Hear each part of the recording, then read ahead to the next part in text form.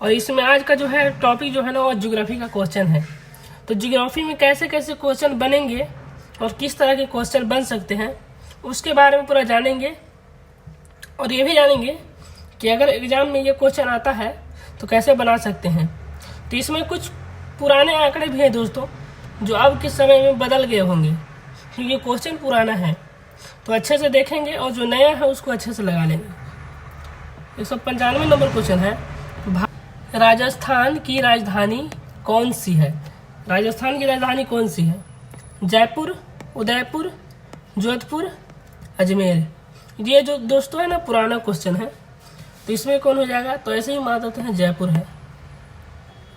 भारत की राजधानी जयपुर। जयपुर से कर्क रेखा नहीं गुजरती है, राजस्थान से होकर गुजरती है और ये 8 राज्यों से होकर गुजरती है और ये 23.5 डिग्री पर गुजरती है, 23.5 डिग्री। और ये भारत को दक्षिणी भारत, इधर दक्षिण का भारत हो गया, इधर उत्तर भारत में बांटती है और ये 8 राज्यों से होकर गुजरता है। और पूछेगा कि सबसे ज़्यादा कौन से राज्य से होकर गुजरता है?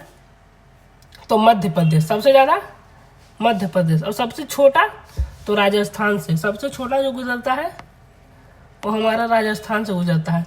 और कौन सा पठार से गुजरता है ना पूछेगा, तो ये जो हो जाएगा मालवा का पठार। कौन सा पठार? मालवा का पठार हो जाएगा। तो चलिए अगला क्वेश्चन की तरफ चलते हैं। गुजरात की राजधानी कौन सी है? गुजरात की जो राजधानी है कौन सा है? गोधरा है या बड़ौदा, या गांधीनगर या अहमदाबाद? तो इसमें से जो सही आंसर हो जाएगा वो गांधीनगर हो जाएगा। गांधीनगर यहाँ से कर्क रेखा होकर गुजरती है, कर्क रेखा गुजरात से गुजरती है। विश्व का सबसे बड़ा जलप्रपात हुंडरू किस जगह के पास है? मतलब किस जगह पर है हुंडरू जलप्रपात?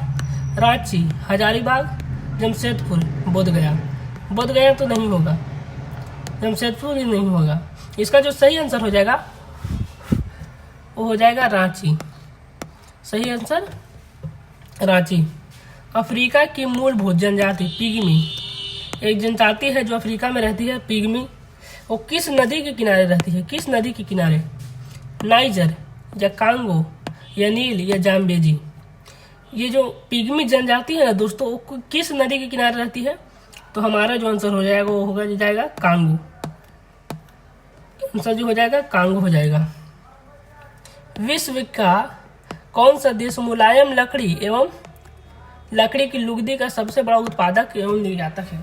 ये जो क्वेश्चन है ना दोस्तों वो पुराना क्वेश्चन है, तो आंकड़े इसके बदल गए होंगे, लेकिन उस समय जो क्वेश्चन था इसका उस हिसाब से हो जाएगा यूएसए।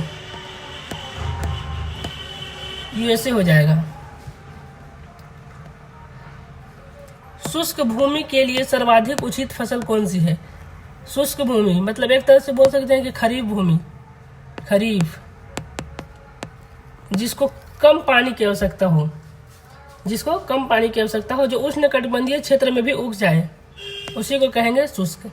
इसमें से गन्ना के लिए बहुत ज़्यादा पानी की आवश्यकता होती है तो ये नहीं होगा।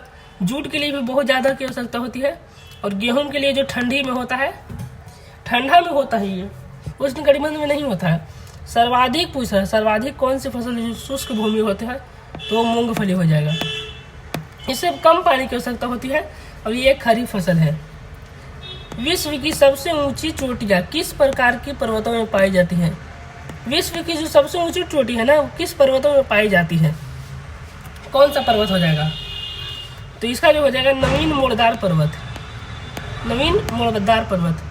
अरावली पर्वत जो है वो पुरानी पर्वत है, अब इसका नष्ट हो रहा। कहते हैं ना दोस्तों कि हर चीज का जो है ना विनाश होना जरूरी है। पहले अपने पीक पर था, अब इसका विनाश हो रहा है। भारत में कुल कितने और उसकी कुल लंबाई कितनी है? राष्ट्रीय मार्ग जो है ना दोस्तों उसकी लंबाई कितनी और कितनी है?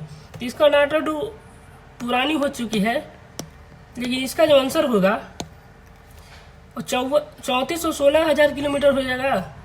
इसका जो हो जाएगा 44।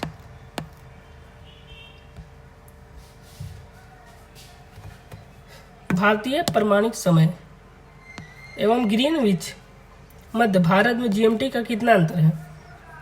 जो 0 डिग्री देशांतर है और जो हमारा भारत है उसके बीच में कितना टाइम का अंतर है? तो ये जो अंतर हो जाएगा ना 5 घंटा 1/2 5.5 घंटा हो जाएगा, प्लस हो जाएगा।